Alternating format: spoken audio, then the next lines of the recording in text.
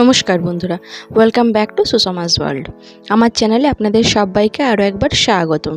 আশা করছি আপনারা সবাই ভালো আছেন, আমিও খুব ভালো আছি। তো আজকে আবার একটা নতুন রেসিপি নিয়ে চলে এসেছি। বন্ধুরা, ভেন্ডি যখন খেয়ে খেয়ে একদম বোর হয়ে যাবেন তখন এই রেসিপিটা কিন্তু অবশ্যই ট্রাই করবেন, কারণ গরম পড়ে গেছে আর এখন কিন্তু ভেন্ডি আর পটল ছাড়া মার্কেটে আর বেশি কিছু পাওয়া যাবে না। তো চলুন রেসিপিটা দেখে নিই।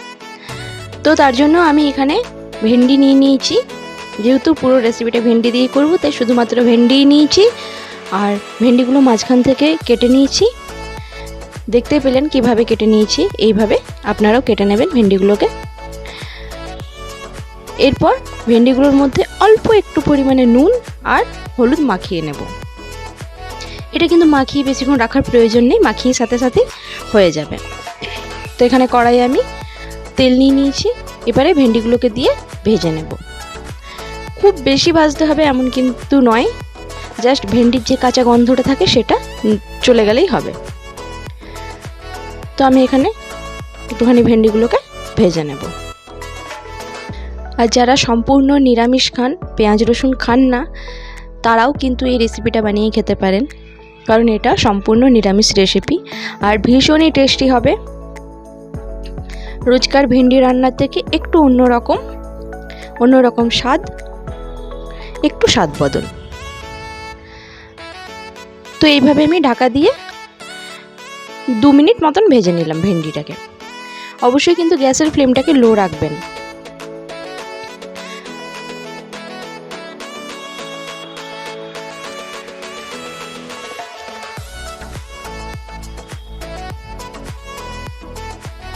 তো ভেন্ডিটা ভাজা হয়ে গেছে, এবার আমি এগুলোকে তুলে রাখছি।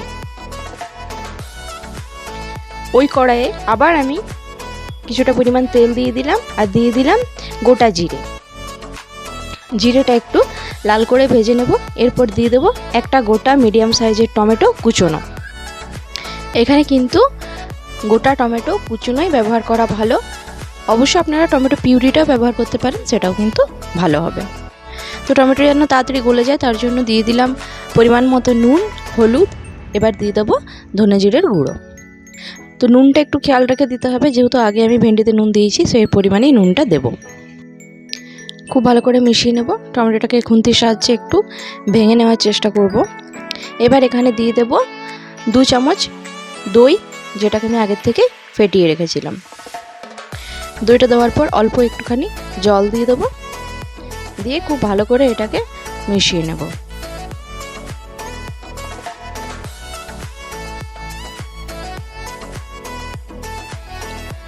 এখানে আমি অ্যাড করব 1 চামচ মতো চিনি,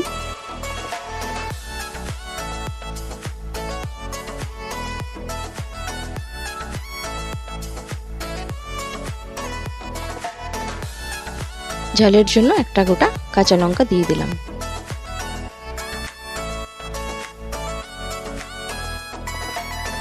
দইয়ের কাঁচা গন্ধটা যাওয়া পর্যন্ত কিন্তু এটাকে কষিয়ে যেতে হবে।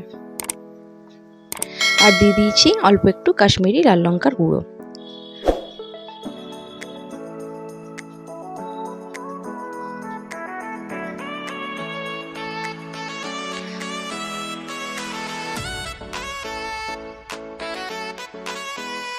মশলাটা আমি কষিয়ে নিয়েছি, এবার দিয়ে দেবো পরিমাণ মতন জল।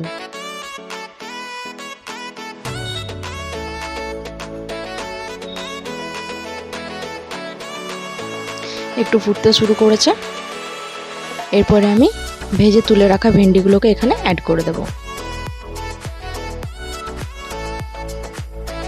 ভালো করে নাড়িয়ে নেব, দিয়ে এটাকে কিছুক্ষণ লো ফ্লেমে হতে দেব। গ্যাসের ফ্লেমটাকে লো করে আমি এটাকে এবারে ঢাকা দিয়ে দেব। ফিরে এলাম কিছুক্ষণ পর। তো দেখতেই পাচ্ছ রান্না আমার কমপ্লিট হয়ে গেছে, জলটাও শুকিয়ে গেছে। তো এই রেসিপিটা কিন্তু ভাতের সাথে, গরম গরম ভাতের সাথে খুবই টেস্টি লাগবে খেতে। অবশ্যই কিন্তু একবার ট্রাই করো আর আমাকে জানিও তোমাদের কেমন লেগেছে। পুরোপুরি কিন্তু আমার রেসিপিটা রেডি হয়ে গেছে। এবার এখানে আমি গ্যাসের ফ্লেমটাকে বন্ধ করে দেব।